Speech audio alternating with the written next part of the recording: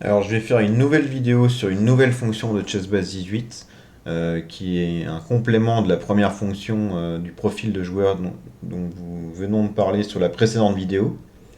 Cette fois il s'agit du rapport d'erreur.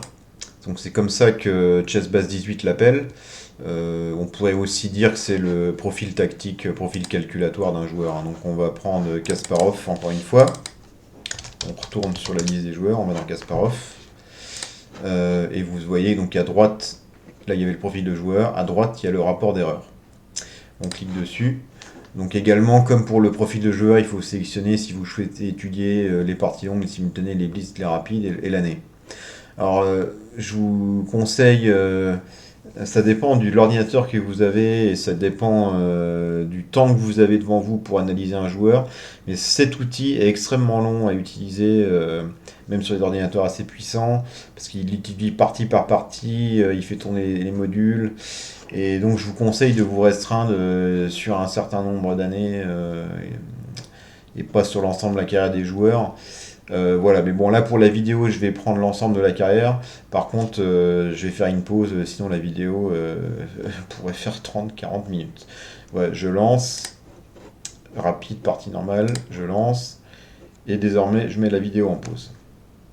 Voilà, je reprends la vidéo. Donc vous voyez, 945 parties ont été trouvées. En fait, j'avais restreint le nombre d'années à 1983-2003 dans le rapport d'erreur que j'ai fait. Voilà, mais ça c'est un rapport donc que j'ai réalisé. Vous avez un elo calculé par rapport à l'elo normal de Kasparov. Donc là vous voyez en dessous, un elo calculé en dessous de son elo normal. Bon, ça c'est à prendre avec des pincettes. J'ai remarqué que pour Carlsen c'était également pareil, hein. Carlsen c'est l'exemple qu'on verra après. Vous voyez une observation très précise dans les positions complexes, très coriace dans les positions perdantes, précise dans les mauvaises positions. Mais ce qui est surtout intéressant, outre les lots calculés, hein, donc qui vous donne une ordre d'idée si vous avez un adversaire très fort en calcul ou pas, vous avez ce tableau. Donc en fait, c'est un tableau qui reprend quoi? Qui reprend en bleu, c'est une ligne de tendance des capacités de calcul en moyenne des grands maîtres. Vous avez en abscisse la complexité de la position. Donc plus on est vers la droite, plus les positions sont complexes. Et là, c'est le nombre de gaffes réalisées. Donc vous voyez, logiquement, plus les positions sont complexes, plus il y a un grand nombre de gaffes. Et vous avez la courbe de tendance de Kasparov en vert et les données en rouge pour les différentes complexités. Donc vous voyez, Kasparov est quasiment est meilleur que la moyenne des grands maîtres partout. Et donc avec un nombre de gaffes relativement faible, hein, même dans les positions complexes. Vous voyez sur les positions très simples, la différence entre Kasparov et un grand maître moyen est moins marquée, hein. Voilà, ça c'est un premier point, donc ça vous donne un ordre d'idée sur la capacité de calcul. Après, vous avez des statistiques diverses et variées. Donc, par exemple, Kasparov par rapport à la moyenne des grands maîtres, sur le nombre de gaffes quand il est gagnant, le nombre de gaffes quand il est mieux. Bon, vous voyez, Kasparov est toujours meilleur que la moyenne des grands maîtres. Et après, encore des différentes statistiques sur voilà, le nombre de gaffes dans différentes situations. Et là encore le contexte des erreurs, donc si c'est en ouverture, en milieu de partie, en finale, toujours pareil, en orange Kasparov et en vert la moyenne des grands maîtres. Voilà, là vous avez une indication générale que l'élo calculé peut différer beaucoup de l'élo réel si vous avez un faible nombre de parties, des parties jeunes ou âgées, ou des parties très aiguës ou très calmes. Donc voilà, Kasparov avait essentiellement des parties, je pense, plutôt complexes. Donc voilà, ça c'était pour Kasparov. On va prendre un autre exemple pour illustrer. On va prendre l'ancien champion du monde, Carlsen, bon, qui est toujours le numéro 1 mondial.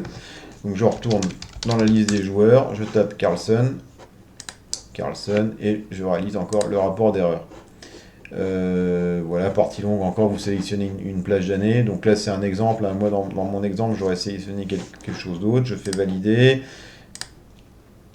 Voilà, donc là, le logiciel calcule, je vais faire pause, Et je reprends le rapport d'erreur que j'avais fait avant pour vous le montrer. Ouais, je remets la vidéo en... Je remets la vidéo. Donc, vous voyez, moi j'avais pris 888 parties de 2010 à 2024. Donc là où Carlsen était vraiment à son pic. Très précis dans les positions complexes comme Kasparov et très coriace dans les positions perdantes. Et voilà la nouvelle courbe qui se produit. Encore pareil, hein, je vous rappelle, en bleu la moyenne des grands mètres, en vert la courbe de tendance de Carlsen. Ce qui est à noter pour le Carlsen, c'est qu'il a une courbe quasiment plate, alors que la plupart des grands mètres vont avoir une courbe a une pente positive. En fait, tout simplement, Carlsen fait très peu d'erreurs, également dans les positions complexes, et il ne fait pas beaucoup plus d'erreurs en position complexe qu'en position simple. Donc, ce qui fait vraiment sa force. Et bon, c'est voilà, un champion du monde, c'est pas pour rien. Et vous avez encore, vous descendez toutes les statistiques également que je vous avez déjà montré sur Kasparov qu'on retrouve. Voilà, le plus parlant pour moi, ce qu'il faut regarder, c'est ça. Donc si c'est un joueur qui fait énormément d'erreurs dans les positions complexes, il faut l'amener dans les positions complexes. Et son elo calculé pour avoir une idée aussi s'il est très loin de son elo normal ou pas. Bon, pour Carlsen, ça veut pas dire grand chose parce que de toute façon, il a déjà un elo extrêmement fort. Donc voilà, moins 78, je pense pas que ce soit très représentatif pour, sa force de calcul, mais bon.